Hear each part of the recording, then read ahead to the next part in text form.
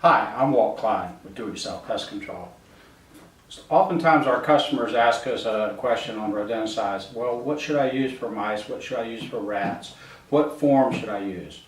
Well, I'm going to discuss these options in a very simple and quick way. Thank you. The first option I'd like to discuss would be for small infestations. And you notice I'm wearing gloves, and that's not because of the poison. It's not because of dermal poisoning. It's because I don't want to get the scent, human scent on that.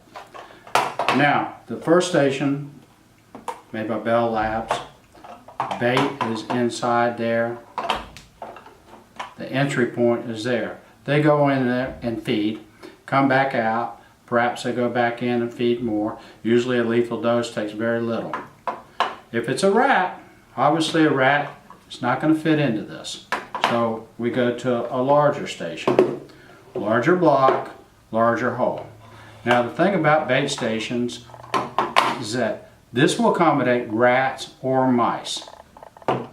These baits are considered second generation anticoagulant baits. The advantage of them, rodents love them. There's high palatability to them. Disadvantage of the second generation bait is now you have to buy it in 16-pound increments as an EPA regulation that started about 5 years ago. The most common bait that we have would be the block bait. And you notice it's got a hole in it. And it's always going into a tamper-resistant bait station. A real popular bait now is called a soft bait.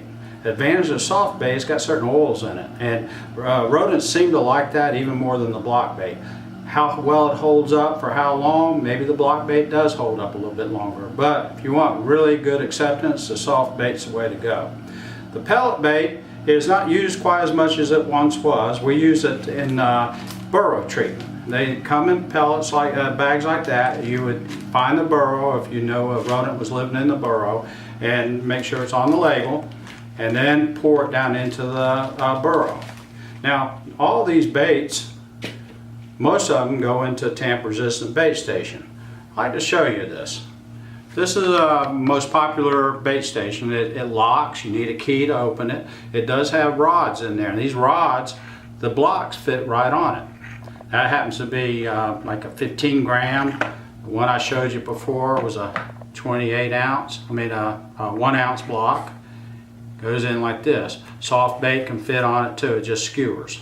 Now that's for rats, although you remember what I was telling you about the ready-to-use bait station. This will accommodate mice as well. Now if it's sure you just have mice, you could go with what is a real popular bait bait station called RTU. Bait block fits right in there like that, and then of course it locks. These are your last choices of rodenticides. The advantage of these are they come in 4 pounds. You don't have to buy as much. The disadvantage is, in my opinion, and most people's opinion, the rats don't go for it quite as well as they did the second generation anticoagulants. Mice seem to don't care. They don't really care if they go for this one or they go with the second generation anticoagulants. The advantage of, like I say, you don't have to purchase as much, so that makes it real popular. And in areas where there's a lot of other food supplies, such as farms, dairies, you're probably better off going with the second generation anticoagulants. You will get more acceptance. Thank you.